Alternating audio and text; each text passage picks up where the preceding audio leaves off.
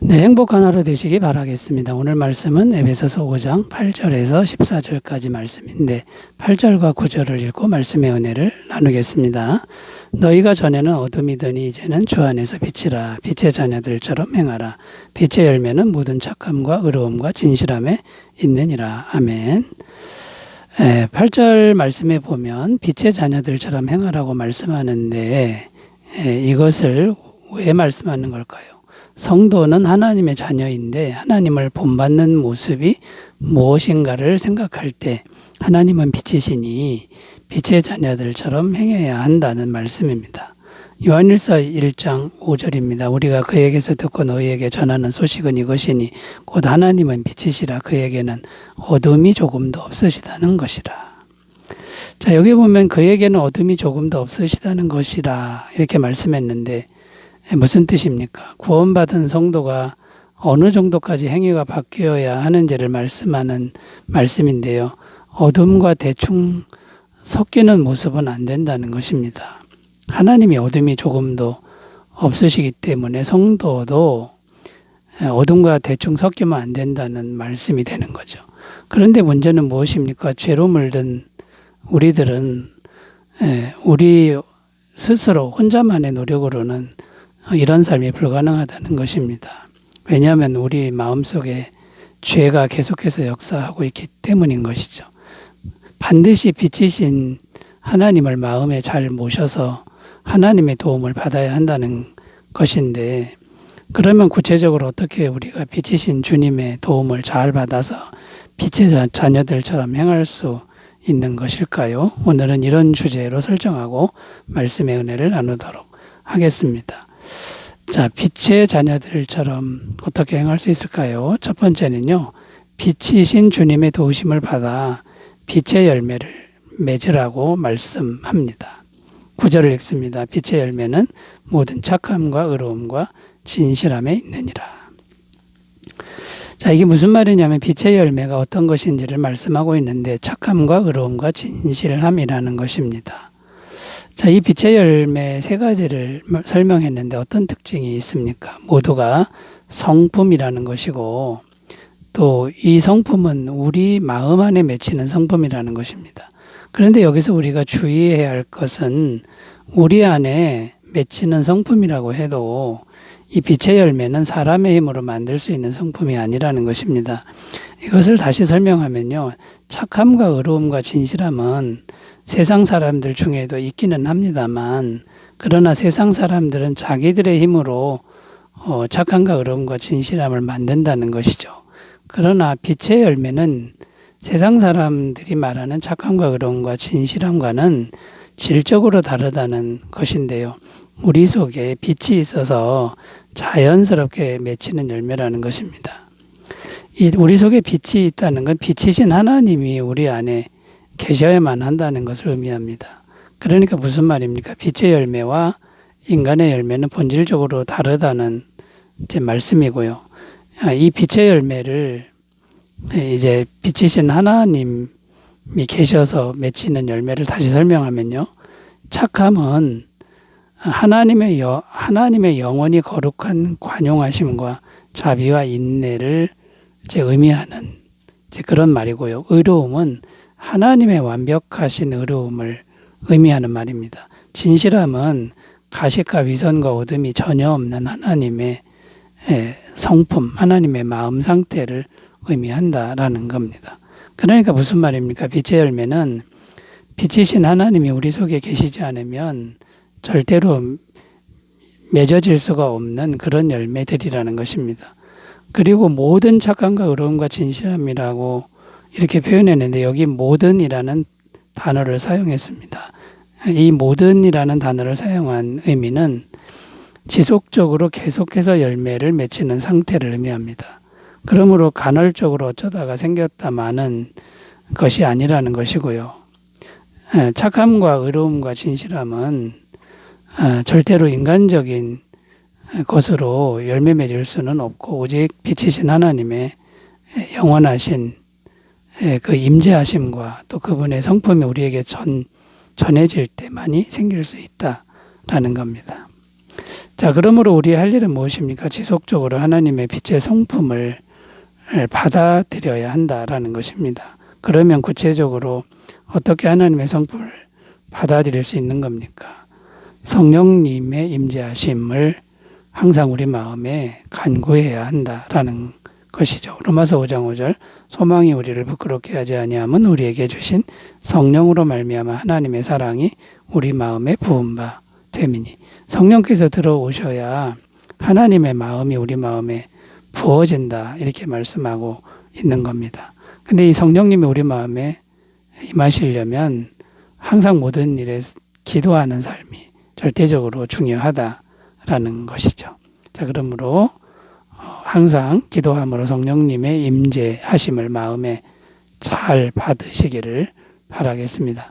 첫 번째, 빛이신 주님의 도움을 받아서 빛의 열매를 맺으라. 이 부분에 대해 살펴봤고요. 두 번째로 가겠습니다. 빛의 자녀들처럼 어떻게 행할 수 있을까요? 두 번째는요. 빛이신 주님의 도우심을 받아 주를 기쁘시게 할 것을 항상 생각하라고 말씀하고 있습니다. 10절입니다. 주를 기쁘시게 할 것이 무엇인가 시험하여 보라. 자, 여기 10절 끝부분에 보면 시험하여 보라 이렇게 말씀하고 있는데 이 시험하여 보라는 의미는 분별하라, 생각하라, 깨달으라 이제 이런 의미가 있습니다. 그러니까 무슨 말입니까? 주님을 기쁘시게 할 것을 잘 생각하여 깨달으라는 그런 말씀입니다. 그러면 잘 생각하여 깨닫는 것은 구체적으로 어떻게 하는 겁니까? 우리가 아무리 노력을 해도 이 잘 생각해서 깨달으라고 했는데 근데 문제는 아무리 우리가 노력을 해도 주님을 기쁘시게 하는 걸 깨닫기는 어렵다라는 겁니다. 왜 그런가 하면은 우리 마음속에는 항상 죄로 물든 상태로 있기 때문이라는 거죠. 자, 그러면 어떻게 해야 주님을 기쁘시게 하는 것을 알 수 있는 것일까요? 그 해답은 죄로 물든 내가 자꾸만 작아져야 한다라는 겁니다.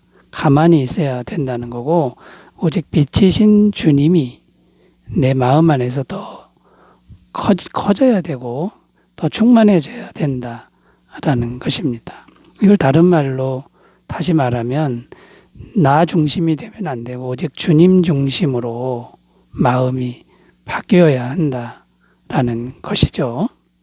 마태복음 26장 39절에 읽습니다. 조금 나아가서 얼굴을 땅에 대시고 엎드려 기도하여 이르시되 내 아버지여 만일 할만하시거든 이 잔을 내게서 지나가게 하옵소서. 그러나 나의 원대로 마시옵고 아버지의 원대로 하옵소서. 이게 무슨 말입니까? 십자가를 코앞에 두고 예수님이 겟세마네 동산에서 기도하시는데 끊임없이 나의 원대로 마시고 아버지의 원대로 하옵소서 이런 기도를 하셨다는 겁니다. 그러니까 끊임없이 자기는 작아지고 예수님 마음에 성부 하나님의 뜻이 충만해지는 기도를 드렸다라는 것이죠. 바로 이런 노력을 할 때 정말 주님을 기쁘시게 하는 그런 일이 깨달아지고 또 우리가 그대로 행할 수 있는 힘이 생긴다라는 것입니다. 자, 그런데 여기서도 문제가 있는데 이렇게 예수님처럼 자기 부인을 하고 또 겸손히 순종하는 이런 모습은 우리 힘으로는 우리 능력으로는 불가능하다라는 겁니다. 자꾸만 우리의 자기중심적이고 이기적인 그런 죄로 물든 성품이 올라오기 때문인 것이죠. 그래서 빛이신 주님을 마음에 자꾸만 모셔서 충만하게 해서 도움을 받아야만 한다라는 겁니다. 역시 여기서도 빛이신 주님의 도우심을 받는 길은 성령으로 충만하는 길이다라는 것이죠. 그래서 항상 성령으로 충만하고 또 한쪽으로는 자기를 자꾸만 부인하는, 자기는 마치 없는 것처럼 여기는 이런 태도가 동시에 이루어져야 한다라는 것이죠. 갈라디아서 2장 20절 내가 그리스도와 함께 십자가에 못 박혔나니 그런즉 이제는 내가 사는 것이 아니 오직 내 안에 그리스도께서 사시는 것이라. 이제 내가 육체 가운데 사는 것은 나를 사랑하사 나를 위하여 자기 자신을 버리신 하나님의 아들을 믿는 믿음 안에서 사는 것이라. 여러분, 이것이 바울의 마음인데 자기는 자꾸만 작아지고 예수님만 더 충만해지는 이런 삶을 우리도 바울처럼 추구하며 살아가시기 바라겠습니다. 자, 세 번째로 가겠습니다. 빛의 자녀들처럼 어떻게 행할 수 있을까요? 세 번째는 빛이신 주님의 도우심을 받아 어둠의 일을 책망하라고 말씀합니다. 11절입니다. 너희는 열매 없는 어둠의 일에 참여하지 말고 도리어 책망하라. 자, 무슨 말입니까? 보다 더 적극적인 면에서의 빛의 자녀들처럼 행하는 것을 말씀하고 있는데요. 어둠의 일을 책망하라고 말씀합니다. 여기 책망하라고 말씀했는데 무슨 의미냐면 노출을 시켜라, 폭로하라, 유죄를 선언하라 이런 의미가 있습니다. 이 말씀에 담긴 의미는 첫째, 어둠의 일을 빛 가운데 드러나게 하라는 의미이고 둘째는 죄를 죄라고 말해주라는 의미가 있습니다. 다시 정의하면 죄가 죄로 인정되도록 빛을 비추어 드러나게 하라는 말씀이 되는데요. 공개적으로 죄를 드러내면 이 죄의 세력 또 어둠의 일은 이제 멈추게 되고 물러가게 된다라는 것입니다. 보통 어둠의 일은 어떻게 생기고 어떻게 진행됩니까? 은밀한 데서 발생하고 은밀한 데서 행해지고 계속 자라나는 특성이 있다라는 것이죠. 이제 오늘 말씀 12절에 보면 그들이 은밀히 행하는 것들은 말하기도 부끄러운 것들이라. 13절에 또 이렇게 말씀합니다. 그러나 책망을 받는 모든 것은 빛으로 말미암아 드러나나니 드러나는 것마다 빛이니라. 이제 어둠은 사라지고 빛으로 바뀐다. 이런 말씀이 되는 겁니다. 그런데 문제는 무엇입니까? 우리 마음 안에는 죄로 물들어서 어둠이 많다는 겁니다. 그래서 어둠의 일을 책망해야 되는데 책망하는 게 쉽지 않다는 거죠. 왜냐하면 책망할 용기가 부족하고 또 우리가 책망을 해도 우리가 하는 책망에는 어둠이 깃들어 있어서 빛으로서의 힘이 없다라는 겁니다. 우리도 어둠에 물들어 있기 때문인 거죠.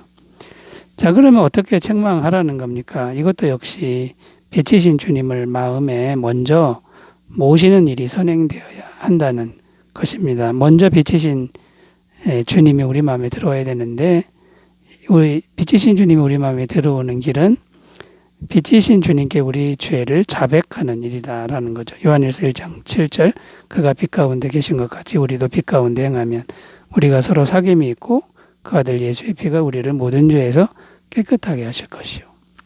우리 스스로가 우리 마음의 죄를 마음문 열고 자백하면 이게 빛 가운데 드러내는 거죠. 그럼 빛이신 주님이 들어오신다.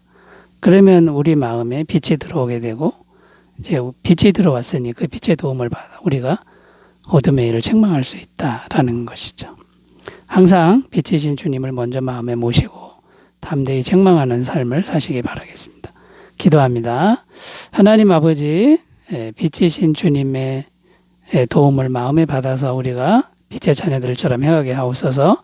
예수님의 이름으로 기도드립니다. 아멘. 좋은 하루 되시기 바라겠습니다. 감사합니다.